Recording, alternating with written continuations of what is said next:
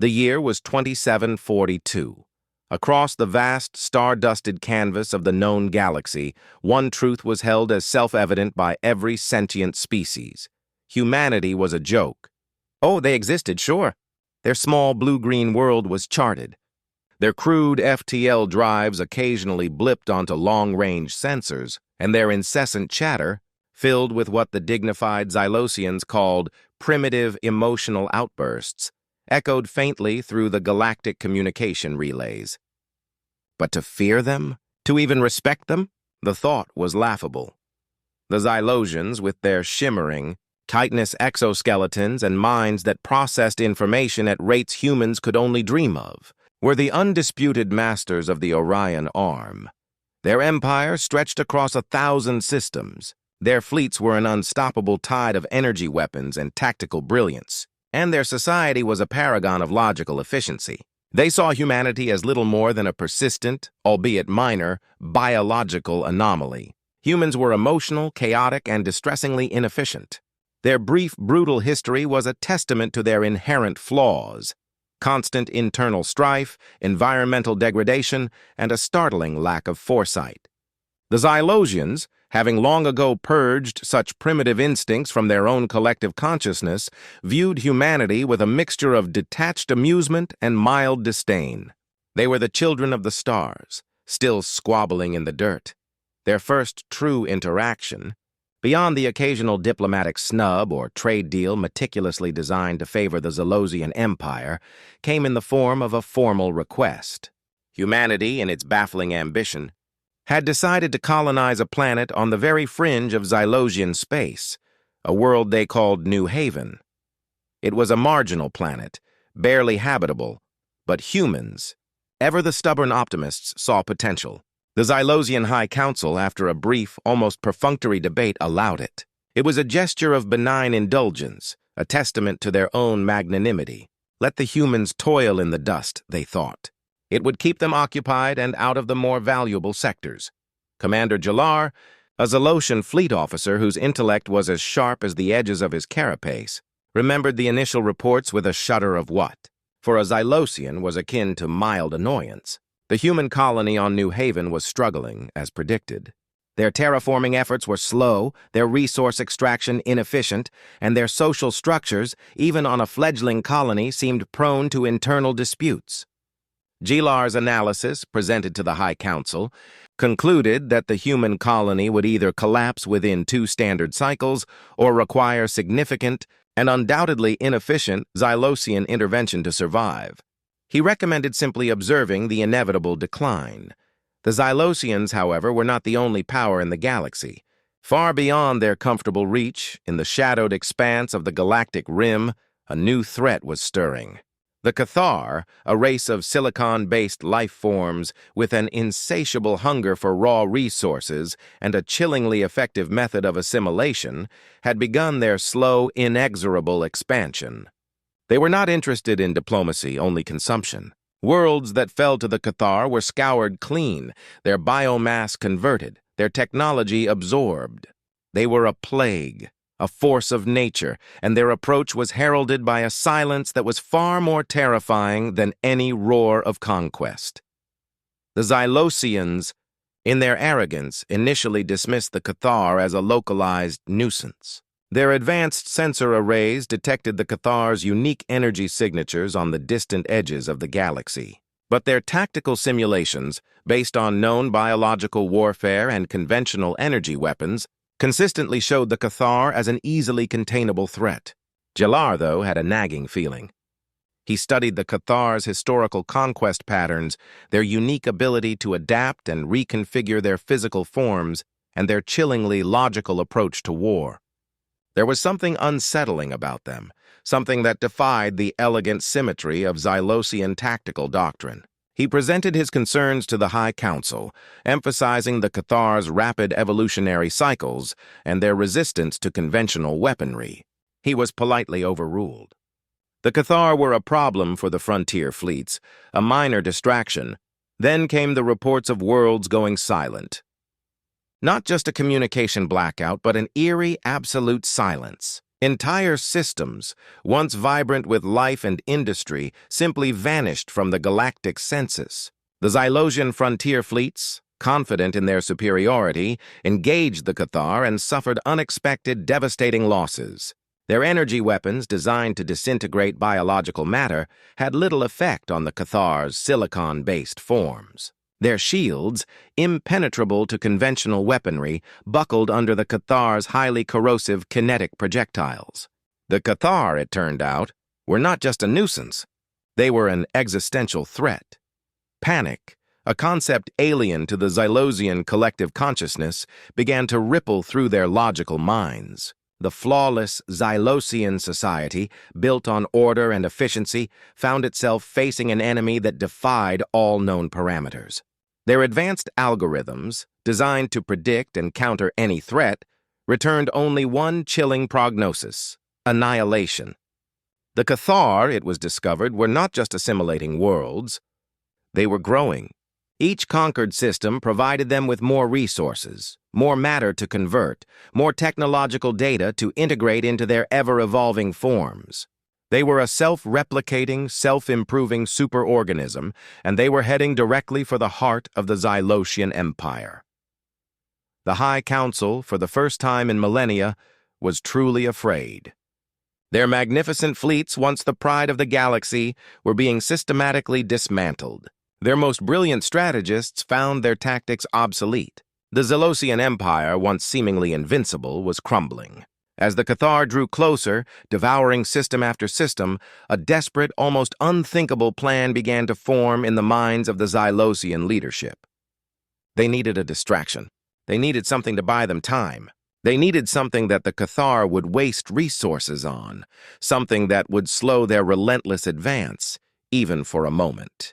And then Commander Jalar, remembering his earlier dismissed analysis, spoke a name that sent a tremor through the High Council chamber. Humanity, the human colony on New Haven. It was located on the extreme fringe of Xylosian space, directly in the path of the Cathar's relentless expansion. It was a world the Xylosians had deemed largely insignificant, a struggling outpost. But it was also a world populated by a species known for its irrational stubbornness, its inexplicable resilience, and its baffling tendency to defy logical predictions. Perhaps, just perhaps, they could serve as a temporary obstacle, a speed bump in the Cathar's path.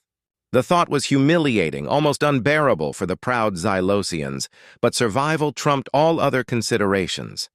They would offer humanity their assistance, their protection, in exchange for their willingness to hold the line, to become the first desperate shield against the Cathar tide. The irony was not lost on Jalar. The very species they had underestimated, the very species they had mocked, was now their last, best hope, however faint that hope might be. The message was sent, a formal request for an alliance, framed in the careful diplomatic language of equals. But underneath the carefully chosen words, the Xylosians knew the truth. They were begging.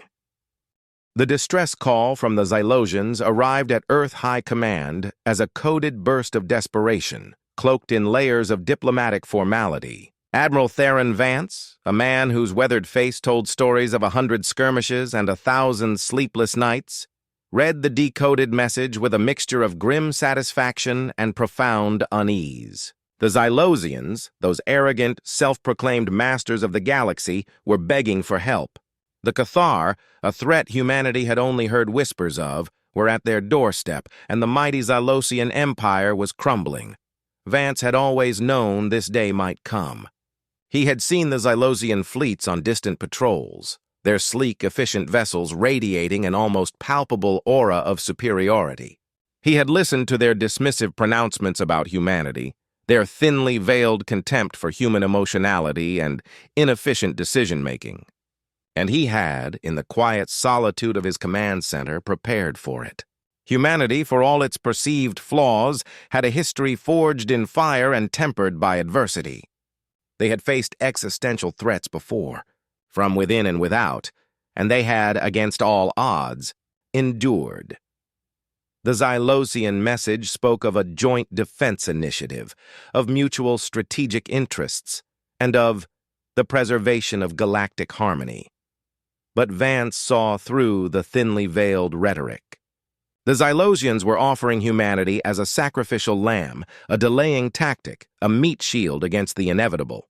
Their intelligence brief accompanying the request painted a chilling picture of the Cathar, a relentlessly adapting, technologically superior adversary that devoured worlds and assimilated all opposition. The Xylosian fleet, even with its vast numbers, was being systematically dismantled. The debate on Earth was fierce. Some argued for isolation, for fortifying Earth and abandoning the struggling colony on New Haven. Others, driven by a deep-seated human empathy, argued that they couldn't simply stand by and watch a galactic power be annihilated, even one that had treated them with disdain. But it was Vance who cut through the noise with a cold, hard truth. The Cathar are coming. If we let the Xylosians fall, we will be next. New Haven is in their path, but if we can hold that line, if we can buy them time, then perhaps, just perhaps, we can learn how to fight this enemy. And if not, he added, his voice dropping to a somber tone, then we die fighting, as humans always have. The decision was made. Humanity would deploy its nascent fleet, its most experienced commanders, and its most innovative minds to New Haven. It was a gamble, a desperate, almost suicidal move.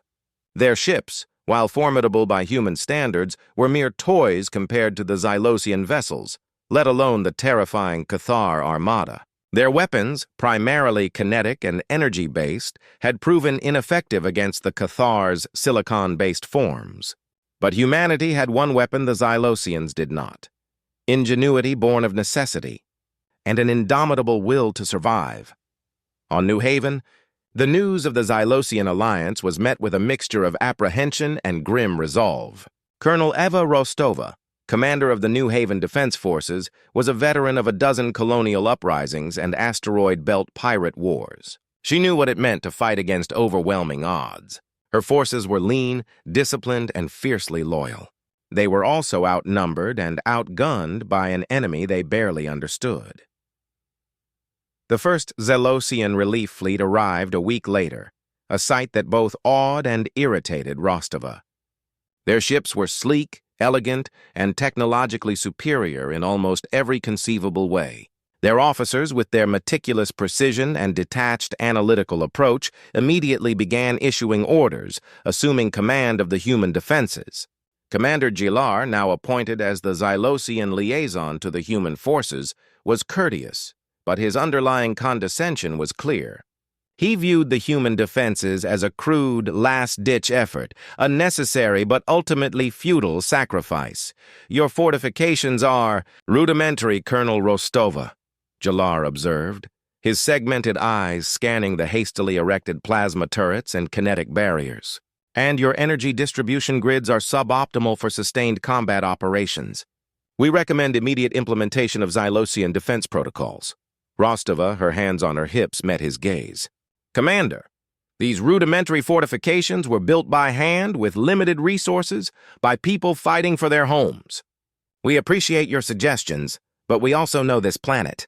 We know how to adapt. The initial attempts at integration were predictably rocky. Xylosian tactical AI, designed for perfectly coordinated fleets, struggled to account for human improvisation and what they deemed unnecessary risk-taking. Human engineers, used to working with a limited budget and a make-it-work mentality, bristled under the Xylosians' rigid adherence to established protocols. Yet a grudging respect began to emerge. The Xylosians, for all their arrogance, were masters of logistics and strategic planning. They brought resources, advanced sensor technology, and a wealth of data on the Cathar's capabilities. Humanity, in turn, brought a different kind of strength. The Cathar arrived with a terrifying, silent efficiency. Their ships, jagged and organic, emerged from FTL almost instantaneously, a dark wave blotting out the stars. They were unlike anything the Xylosians had ever encountered. Their vessels were not constructed in the traditional sense. They grew, evolving in response to battlefield conditions. Their weapons, a corrosive plasma and highly kinetic projectiles, tore through Xylosian shields with ease. The Xylosian relief fleet, despite its technological prowess, found itself in a desperate, losing battle. On the surface of New Haven, the human and Xylosian forces braced for impact. The first wave of Cathar dropships descended, unleashing hordes of their ground forces. These were not the sleek, advanced warriors the Xylosians had expected. Instead, they were grotesque, multi-limbed creatures, constantly shifting and reconfiguring their forms, their silicon bodies absorbing kinetic impacts with unsettling ease.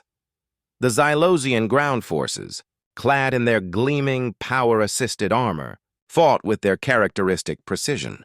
They moved in perfect formations, their energy rifles carving precise arcs through the Cathar ranks.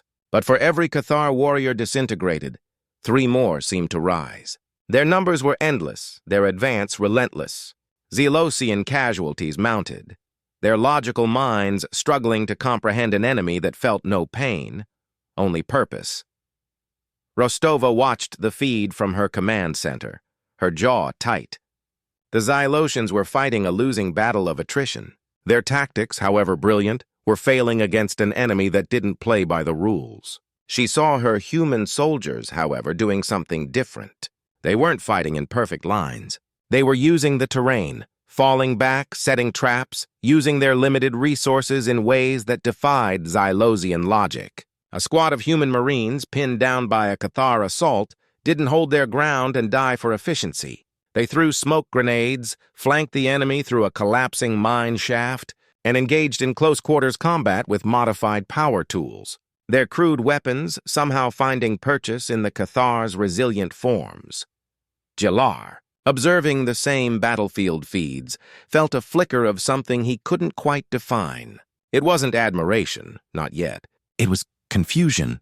The humans were illogical. They were sacrificing efficiency for what?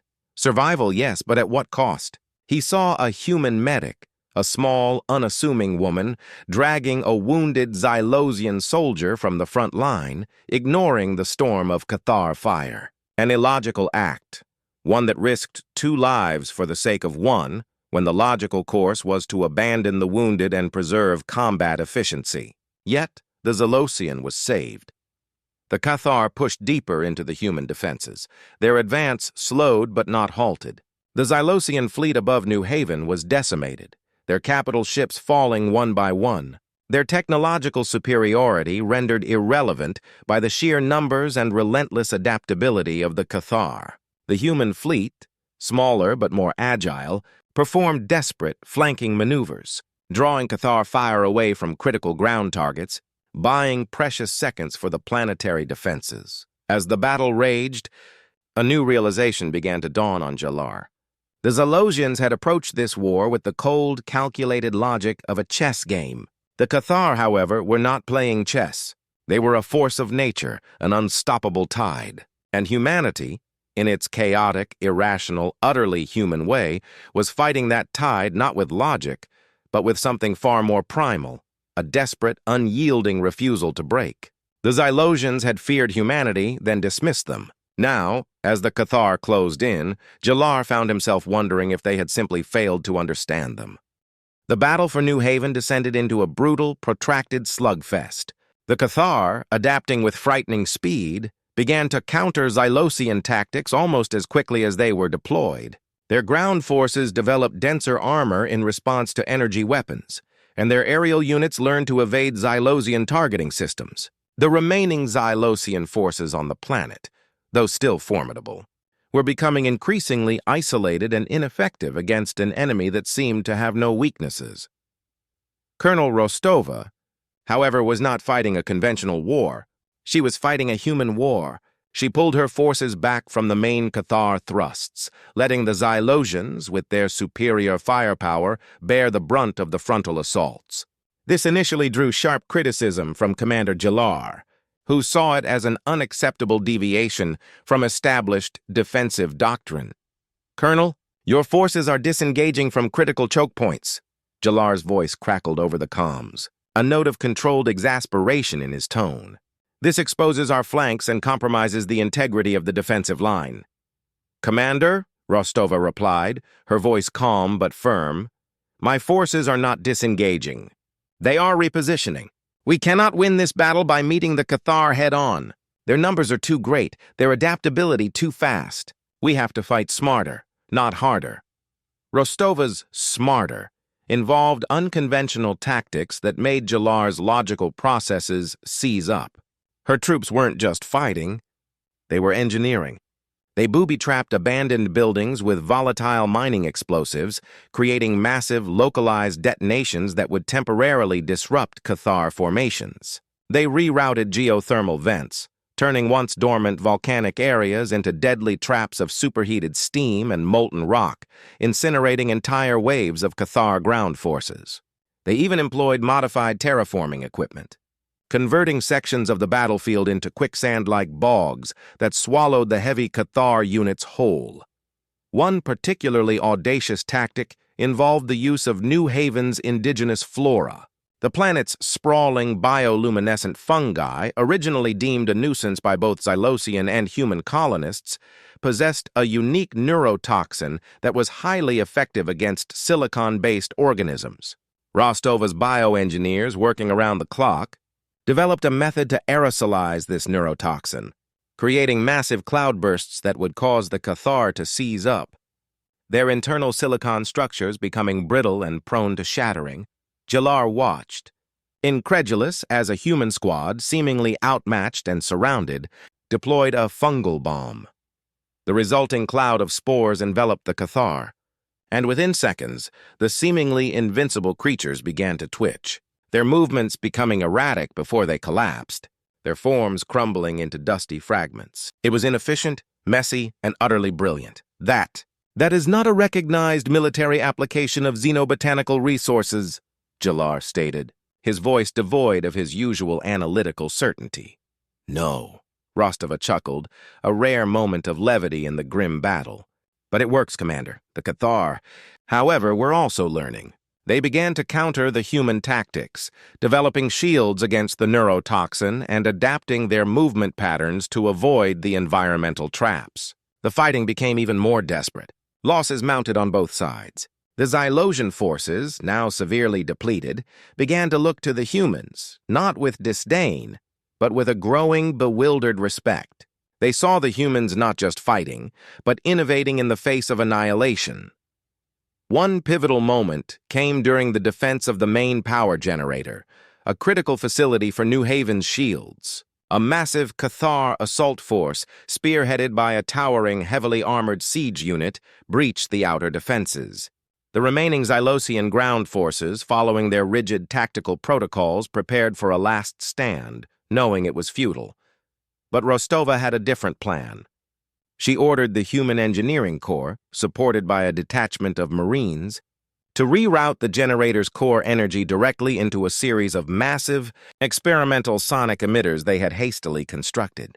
The Xylosians protested, pointing out the immense risk of a catastrophic overload that could destroy the entire facility.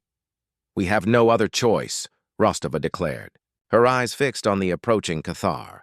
"We either gamble everything or we lose everything."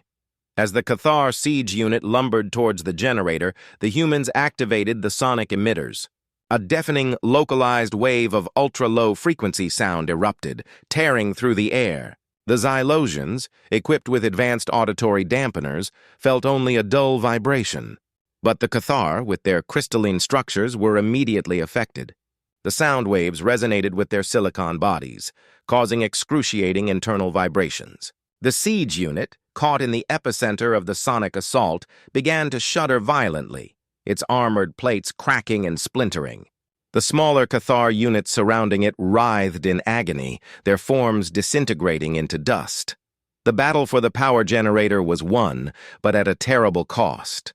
The sonic emitters, pushed far beyond their design parameters, overloaded and exploded, destroying a section of the facility and killing many of the human engineers who had bravely stayed behind to operate them. Jalar, observing the aftermath, saw the human soldiers tending to their wounded, their faces streaked with grime and tears, but their resolve unbroken. He saw a human sergeant, his arm gravely wounded, holding a dying private, whispering words of comfort. It was a scene of profound sorrow, but also of incredible strength.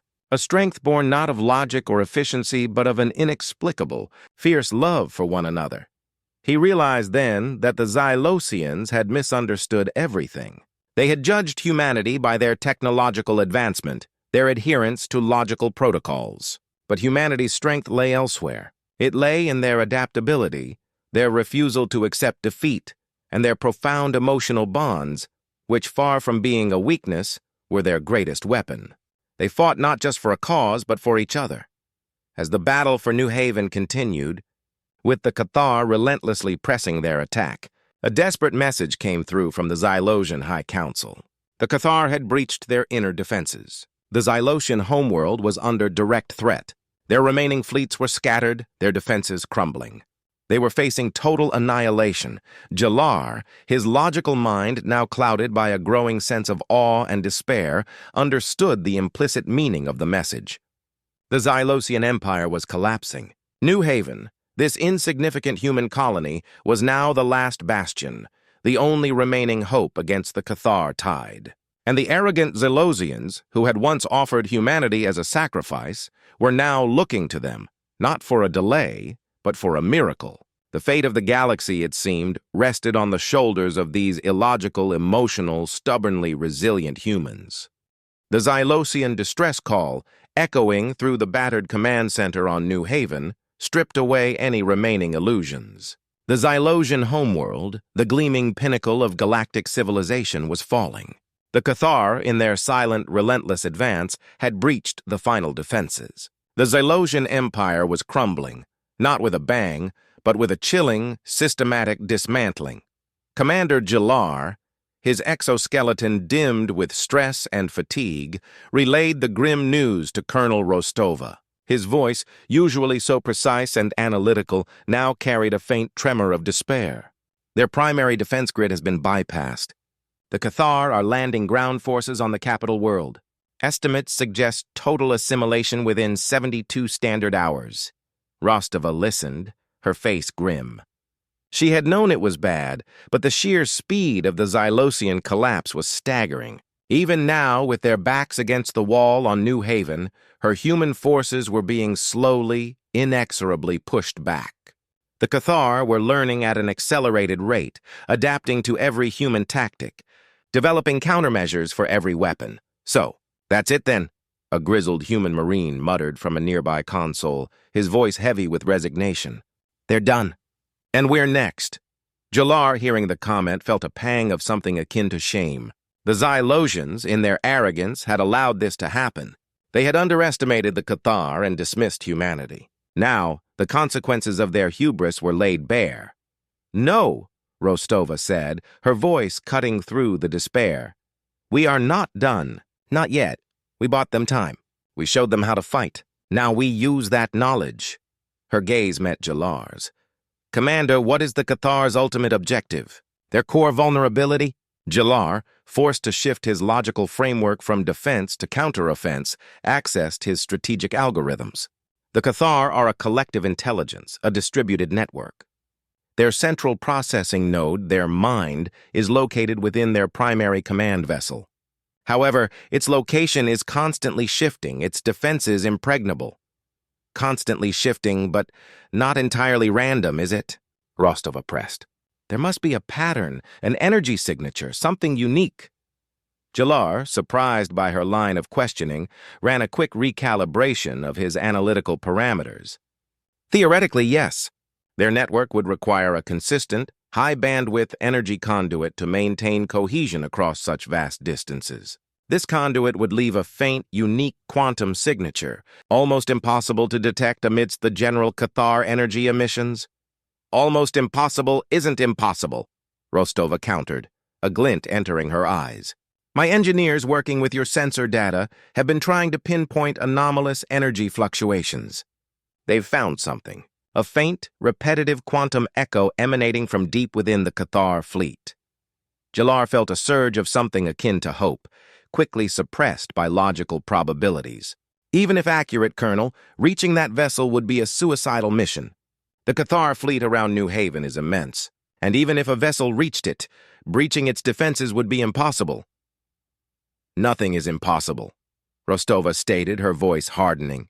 It's just incredibly difficult. We have one advantage the Cathar don't. the element of surprise. They are focused on the Xylosian homeworld. They will not expect a direct assault from a dying colony.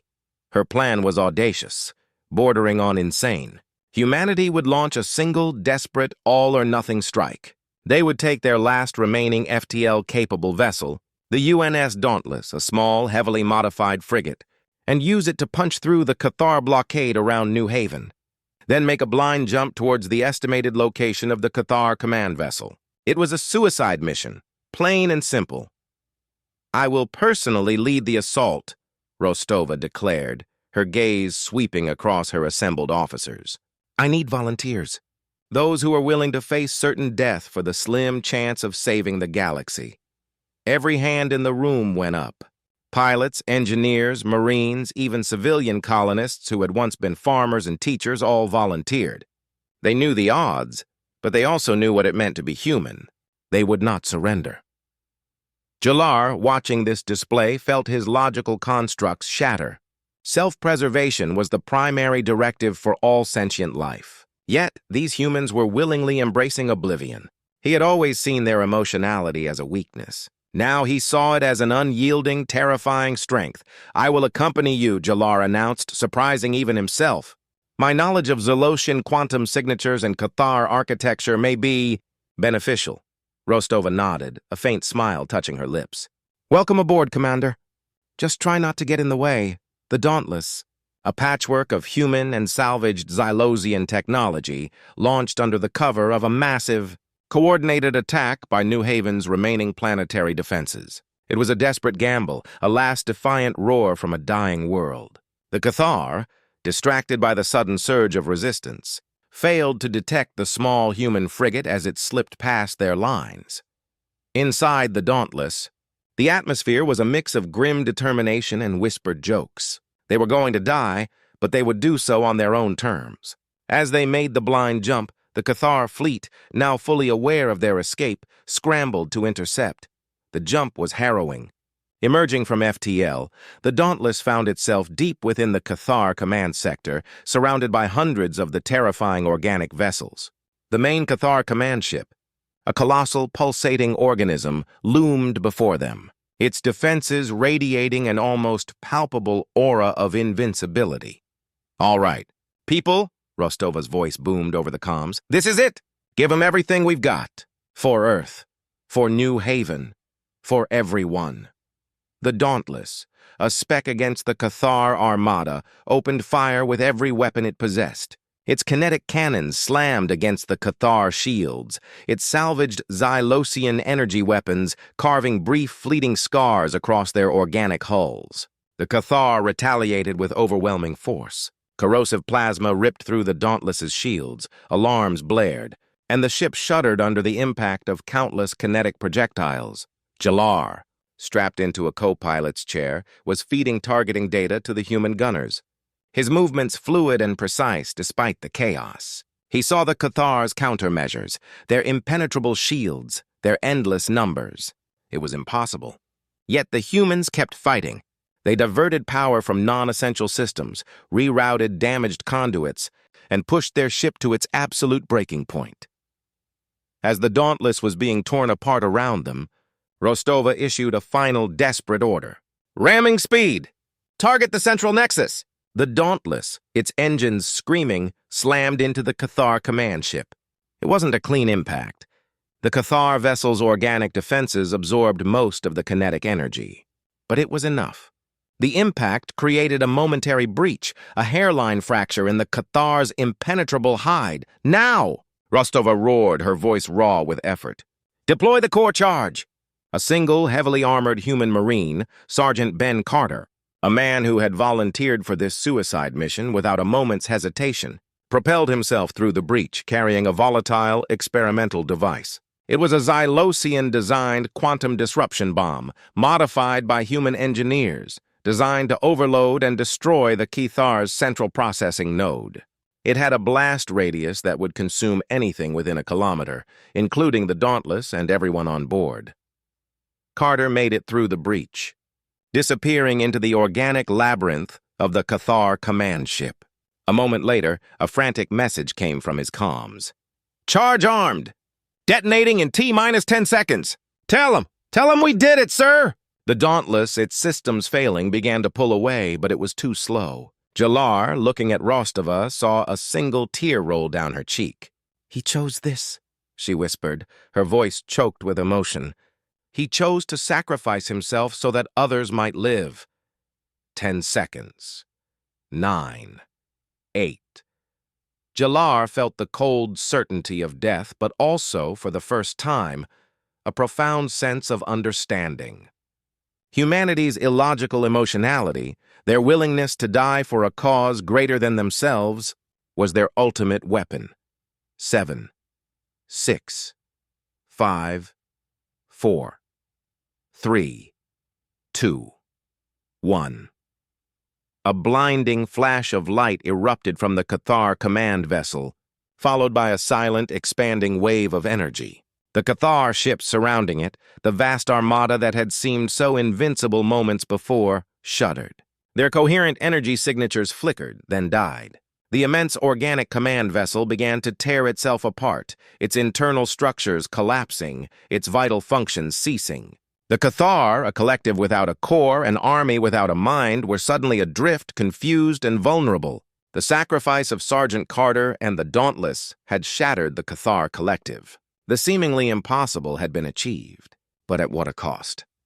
The quantum disruption from the Cathar command vessel rippled across the galaxy, a silent scream of shattered consciousness. For a brief, terrifying moment, the Cathar fleets, once so perfectly coordinated and relentless, became disoriented, their individual units reverting to a primitive, almost animalistic state. Their ships, stripped of their central guidance, began to falter, their coordinated attacks dissolving into scattered, disorganized skirmishes. On New Haven, the beleaguered human and Xylosian forces on the brink of collapse suddenly saw the Cathar advance falter. Their relentless assault wavered, their numbers thinned by the sudden cessation of reinforcement and strategic direction. Colonel Rostova, pulled from the wreckage of a downed Cathar dropship, watched the chaotic retreat with a mixture of exhaustion and disbelief. They had done it. They had actually done it. The remaining Xylosian fleets, battered and scattered, received the quantum surge and understood its implications. The Cathar, for the first time, were vulnerable. Rallying their forces, driven by a newfound, desperate resolve, they launched a counter-offensive. They struck the disorganized Cathar fleets, their energy weapons now finding purchase against the uncoordinated units. The Xylosians, efficient even in their moment of desperation, began to systematically dismantle the leaderless Cathar. The tide had turned. Weeks turned into months. The Cathar, without their central intelligence, devolved into scattered, localized threats, easily contained and eliminated by the revitalized Xylosian forces. The threat was not entirely gone, but the existential terror had passed. The galaxy was safe for now. On New Haven, the cleanup began. The planet, scarred by the brutal conflict, slowly began to heal. Human and Xylosian survivors worked side by side, their previous animosity replaced by a profound, unspoken respect. The Xylosians, initially aloof and condescending, now looked at the humans with a different light. They saw the faces of those who had sacrificed, those who had fought with a ferocity and ingenuity that defied all logical explanation. Commander Jalar, having been rescued from the crippled Dauntless by a daring human rescue mission just moments before its final destruction, stood beside Rostova on the rebuilt observation deck, gazing out at the stars. The Xylosian Empire was in recovery, its homeworld slowly being purged of the Cathar remnants. It was a long road ahead, but they had survived. "We owe you a debt that cannot be repaid, Colonel Rostova," Jalar said, his voice softer than she had ever heard it. His chitinous form seemed less rigid, his movements less precise. He had witnessed humanity's chaos, their irrationality, and their boundless courage firsthand. It had changed him. Rostova simply nodded. "We fought for our homes, Commander. For our families. It's what humans do." "No," Jalar corrected, turning to face her, his segmented eyes holding a new understanding. "You fought for everyone. You sacrificed for an empire that had dismissed you, for a species that had ridiculed you. You offered hope when there was none. We, The logical Xylosians would have simply calculated the probabilities and surrendered. You defied probability. The Xylosian High Council, humbled and irrevocably altered by the near annihilation, extended a formal invitation to humanity. They no longer sought an alliance of convenience, but a true partnership. They offered advanced technology, shared resources, and a seat at the galactic governing table, not as subordinates, but as equals. The galaxy, having witnessed humanity's defiance, began to see them differently. The arrogant Xylosians, who had once feared humanity, then mocked them, now openly revered them. The memorial ceremony for the crew of the UNS Dauntless and all who had fallen on New Haven was held months later. Xylosian dignitaries stood alongside human leaders, their different forms united in shared grief and profound gratitude. A holographic image of Sergeant Ben Carter, smiling bravely, was projected against the backdrop of the New Haven sky. "He taught us a valuable lesson," Jalar whispered to Rostova as the eulogies began. "He showed us that true strength lies not in the absence of fear, but in facing it head-on. That efficiency is not always paramount. That sometimes the most illogical acts are the most profound. We always believed our logic made us superior. But it was your humanity that saved us all." Rostova looked up at the stars, a faint, melancholic smile on her lips. "It's a messy thing, Commander," she said. "Being human. But it's all we've got." The story of humanity, once a footnote in the grand tapestry of the galaxy, was now a legend. The species that the Xylosians had underestimated, the emotional, chaotic, stubbornly resilient humans, had become the unlikely saviors of an entire civilization. They had faced overwhelming odds, suffered unimaginable losses, and emerged not broken but stronger. And in doing so, they had not only saved the Xylosians, but had also, perhaps, taught them what it truly meant to live, to fight, and to hope against all reason. The stars, once a realm of cold, indifferent logic, now held a new warmth, a testament to the indomitable spirit of humanity.